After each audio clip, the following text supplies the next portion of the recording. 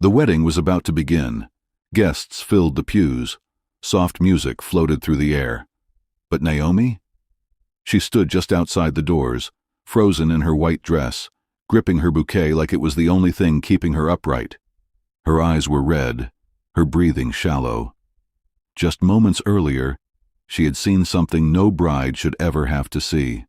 Her groom, Elijah, the man who promised to be different from the rest, with her sister. And what he was doing wasn't a kiss. It wasn't innocent. It wasn't forgivable. He was on his knees, not in prayer, but in betrayal, with Sierra, her own sister, the one who had helped her pick out the dress, the one who stood beside her during every fitting, the one who promised she was happy for her. This was Naomi's third shot at love. After years of hurt, after a cheating first husband and a violent second, she thought Elijah was her peace. He made her feel safe. He made her believe again. And Sierra? She had always been unpredictable, beautiful, free-spirited, the kind of woman men noticed when she walked into a room, and the kind who always pretended she didn't notice them back. But this was betrayal in the rawest form imaginable. Before we dive deeper into this heartbreaking and unbelievable true-life story, let us know where you're watching from in the comments. And hit that subscribe button so you don't miss our next gripping tale. Naomi wasn't just any bride. She was 42, divorced twice, and a mother of 2 grown children who'd watched her endure heartbreak after heartbreak.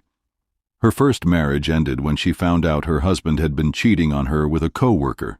5 years of loyalty tossed aside like yesterday's mail. The second was worse, controlling, violent, and left her with more than just physical scars. So when Elijah came into her life, it felt like the calm after a storm. He was 44, a deacon at his church, a man who brought her flowers for no reason, who called her my peace and meant it. He wasn't flashy, but he made her feel seen, something she hadn't felt in a long, long time. This wedding wasn't just a celebration, it was her redemption, her proof that love could still be good. But behind the joy, there were quiet doubts. Elijah had always been overly friendly with her younger sister, Sierra. At 35, Sierra was everything Naomi wasn't: free-spirited, flirtatious, unpredictable, the kind of woman who never apologized for turning heads. Naomi had grown used to being cautious around her sister. She knew Sierra loved attention, even if it meant stepping on someone else's moment. Still, she tried to trust her. She wanted to believe family could be safe. And yet, there were things she couldn't ignore, like the time Elijah complimented Sierra's dress at the family BBQ, saying it looked dangerously good. Or the night Naomi walked into the kitchen and saw them whispering, only for them to abruptly go silent when she entered. Elijah laughed at Sierra's jokes in a way he didn't with hers. It was subtle, almost harmless, almost. Naomi told herself it was all in her head, that she was just insecure from her past. But deep down, a part of her wondered, was she walking into a dream or another disaster? What would you do if the 2 people you trusted most, the man you were about to marry and the sister who stood beside you, were hiding something that could destroy you? Would you listen to your gut, or would you wait until the damage is done? Naomi met Elijah on a Sunday morning she almost didn't attend. It had been raining, and she'd argued with herself in the mirror for 20 minutes before deciding to go. She was tired of church people, tired of forced smiles, tired of people asking her when she was going to try again. But that day something told her to show up, and there he was, Elijah, standing by the welcome table, offering her a cup of coffee and a kind smile that didn't feel rehearsed. Their courtship was slow, intentional, healing. Elijah was nothing like her ex-husbands. He didn't pressure. He prayed with her. He showed up when he said he would. He listened. And when Naomi finally told him everything, about the years of emotional wounds, the nights she cried herself to sleep, the mornings she felt invisible, he didn't flinch. He held her hand and said, "You're not broken, you're just tired. Let me help carry the weight." For the first time in years, Naomi allowed herself to hope. but hope makes you soft. And when you've been hurt before, soft can feel like a trap. Sierra had been supportive, at first. She gushed over Elijah, offered to help plan the wedding, volunteered to organize the bridal shower. At first, Naomi appreciated the help. But soon, Sierra was everywhere, texting Elijah about cake tastings, tagging him in posts, making little jokes about how he was too good-looking to be locked down. Naomi laughed it off, until the day she saw Sierra's name light up Elijah's phone. Just a heart emoji, nothing else. Naomi asked him about it. He smiled, a little too quickly. "She's your sister, babe. It's nothing." She wanted to believe him, needed to believe him, but something in her stomach twisted and didn't untangle. She told herself she was overthinking, that Sierra was just being playful, that Elijah was a good man, a faithful man. He would never. But the tension started growing in the silence, the way Elijah put his phone face down at dinner, the way Sierra made herself smaller when Naomi walked into the room, but smiled a little too hard when Elijah was in it. Small things, quiet things, but they echoed loud in Naomi's chest. And then, just 2 days before the wedding, Naomi's niece, barely 15, pulled her aside. She hesitated, eyes darting toward the kitchen where Sierra and Elijah were laughing over drinks, and then she whispered something Naomi couldn't unhear, something that would have shattered her completely if she believed it. The night before the wedding, Naomi couldn't sleep. She lay in bed staring at the ceiling, listening to the wind scrape against the window pane.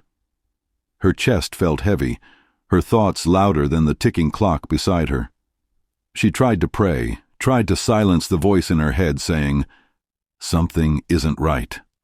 But every time she closed her eyes, she saw flickers of her past, her first husband whispering lies, her second screaming them. And in between those memories, she saw Sierra, laughing too loudly, standing too close to Elijah. At 3:12 a.m., Naomi finally drifted off. But even sleep wasn't kind.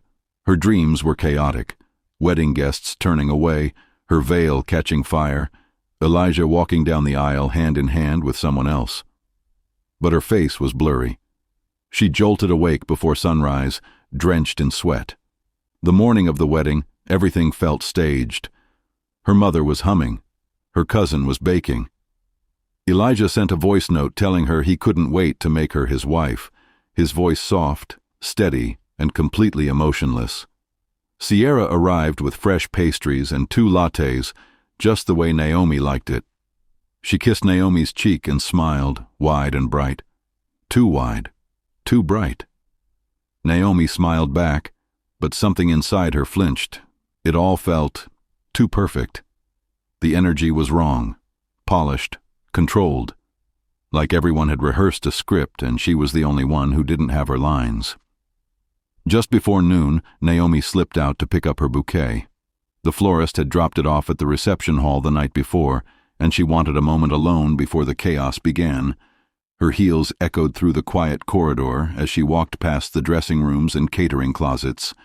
She reached for a doorknob, what she thought was the flower storage, and turned it. The door creaked. She stepped inside, dim lighting, the scent of cologne, whispers, and then knees. She froze, 2 figures in the low light. Naomi narrowed her eyes. There was movement, shifting, a gasp, and when she took another step forward, barely breathing, her heart stopped.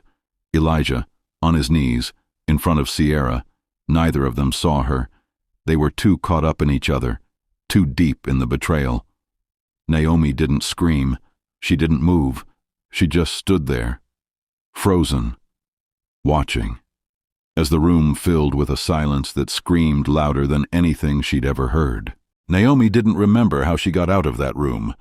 Her feet moved before her brain could catch up. She burst through the hallway, the scent of lavender from the floral arrangement stinging her nose.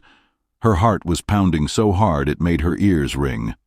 The laughter of guests echoed faintly from the reception hall, but it felt like it belonged to another world, a world that hadn't just shattered. She got into her car, closed the door, and sat in complete silence. No music, no tears, just silence. Then came the flood. Memories she'd buried years ago clawed their way back up.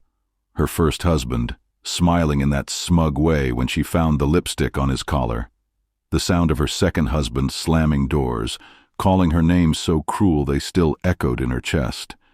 The way he'd apologized afterward, always with gifts and Bible verses, and the way she believed him, until the bruises outnumbered the prayers. Naomi sat with it all, feeling it rise and drown her at the same time. She thought about driving away, leaving the dress, the vows, the whole town behind.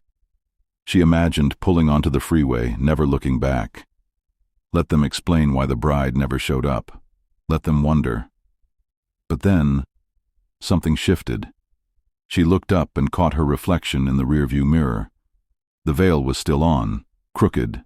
Her cheeks were wet, her eyes red, her lip trembling, and in that reflection something hardened. She whispered to herself, "They thought I wouldn't come back." She wasn't running this time. She wasn't disappearing. She was walking back in. Not for love, not for forgiveness, not even for closure.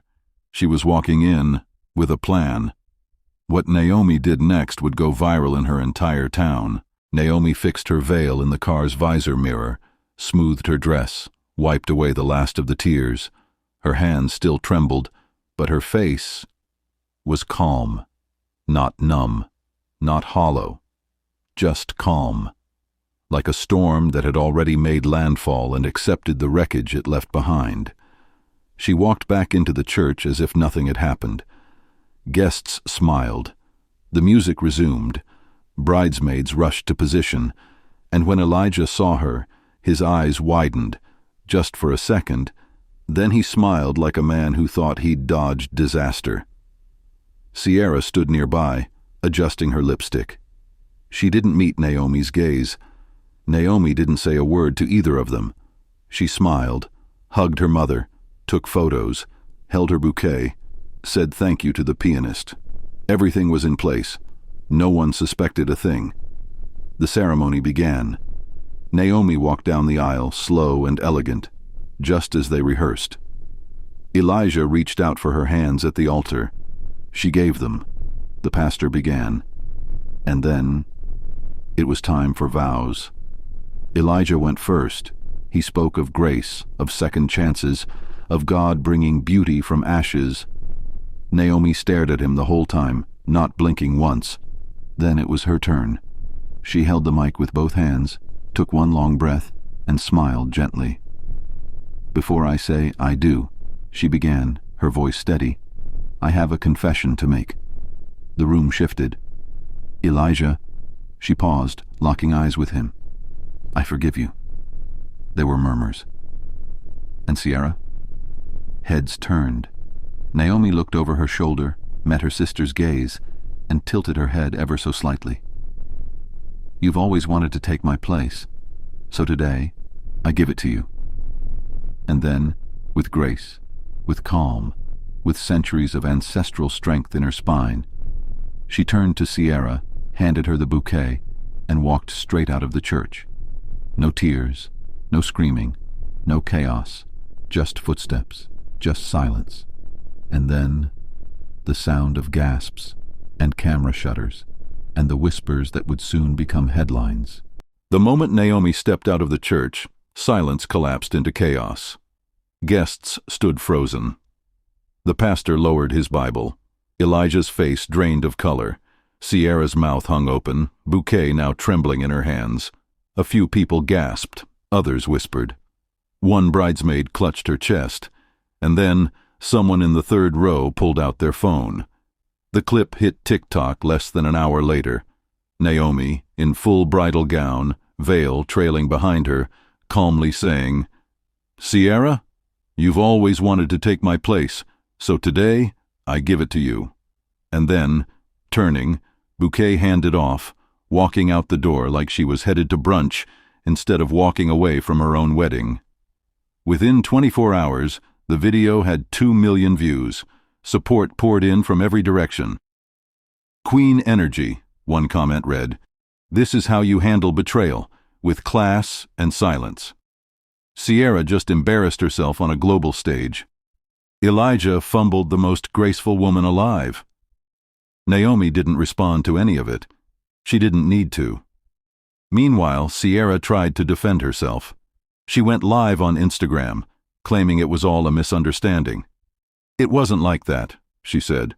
We were just close, emotionally. Naomi's always been dramatic. Elijah gave a statement to a local radio host, calling Naomi's reaction an overreach, a misunderstanding blown out of proportion. But it wasn't long before screenshots began to surface. Messages from Elijah to Sierra, dated months before the wedding. Middle-of-the-night confessions, flirty emojis, explicit exchanges. When she goes to bed, I think about you. You were always the one I wanted first. They'd been seeing each other for at least 6 months. There was no more defending it.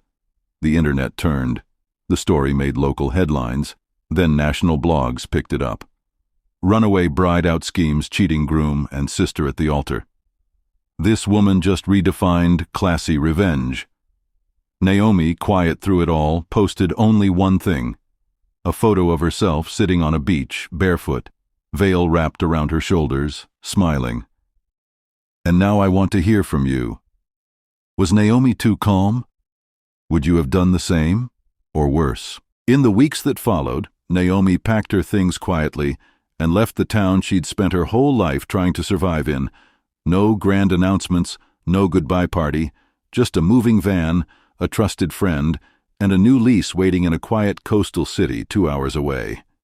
She needed space, not just from Elijah or Sierra, but from the noise, the whispers, the people who pretended they didn't know but asked questions anyway. She wanted stillness. She wanted sunrises without reminders. And for the first time in years, she had that. At first, she stayed off social media. But one morning, after journaling on her porch and sipping her tea in silence, she picked up her phone and recorded a short message. No makeup, no filter, just her voice. To every woman who's ever been lied to, humiliated, or made to feel like she was the fool, I see you. You're not broken, you're just waking up. That video reached over 300,000 women in a matter of days. So she kept going. She started a YouTube channel focused on healing, self-worth, and reclaiming your story. She talked about red flags, about setting boundaries, about the power of walking away. Women from all over the country messaged her. Some were crying, some were thanking her. Others were still in the middle of their own messes, but suddenly felt less alone. Naomi wasn't a victim anymore. She was a voice, a mirror for women who'd lost themselves in the name of love, a lighthouse for anyone trying to come back home to themselves. She didn't get the marriage, but she got something far more valuable. She got her dignity, her peace, and her purpose. Naomi's story reminds us, betrayal can break you, or it can build you. It all depends on what you decide to do after the truth is revealed. When everything you believed in crumbles, you have a choice: become smaller, quieter, more afraid, or rise with grace, with strength, and with a voice that says, "You don't get to write the ending of my story." She didn't scream, she didn't fight, she didn't beg. She chose herself. In a world that tells women to stay quiet, Naomi chose to speak, through her silence, through her strength, and through the steps she took after walking away from everything she thought she wanted. Now we want to hear from you. If you were Naomi, would you have stayed silent? Or would you have done what she did? If this story hit you like it hit us, tap that like button and share it with someone who needs to hear it. And don't forget to subscribe for more real-life stories that make you feel every beat.